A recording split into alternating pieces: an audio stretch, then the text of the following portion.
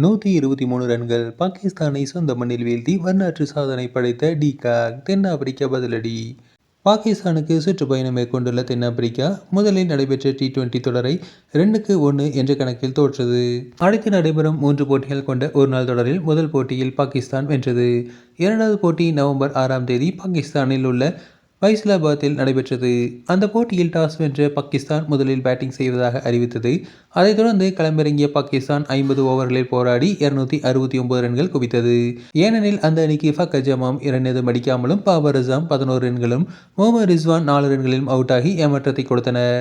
இதனால் 23-3 என்ற திணறிய பாகிஸ்தானுக்கு அதிகபட்சமாக சல்மான் ஆகா 69 ரன்களும் முகமது நவாஸ் 59 ரன்களும் சயீம் அயூப் 53 ரன்களும் எடுத்து ஓரளவுக்கு காப்பாற்றினர்.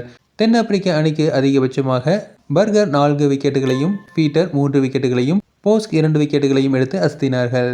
அடுத்ததாக 270 ரன்கள் சேசிங் செய்த தென்னாப்பிரிக்காவுக்கு நட்சத்திர வீரர் குயின்டன் டிகாக் நங்கூரமாக அதிரடியாகவும் விளையாடினார்.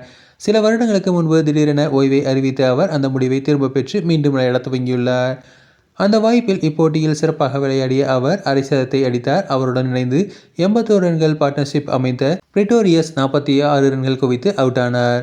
அடுத்து வந்த டோனி டி ஜெர்சி பாகிஸ்தான் பவுலர்களை அதிரடியாக எதிர்கொண்டு 9 பவுண்டரிகள் 3 சிக்ஸருடன் அரை சதத்தை அடித்து 76 ரன்கள் குவித்து விக்கெட்டை இழந்தார். இந்த பக்கம் தொடர்ந்து அசத்தலான விளையாடிய டிகாக் தன்னுடைய 22வது ஒருநாள் சதத்தை அடித்து 123 ரன்கள் குவித்து அசத்தினார்.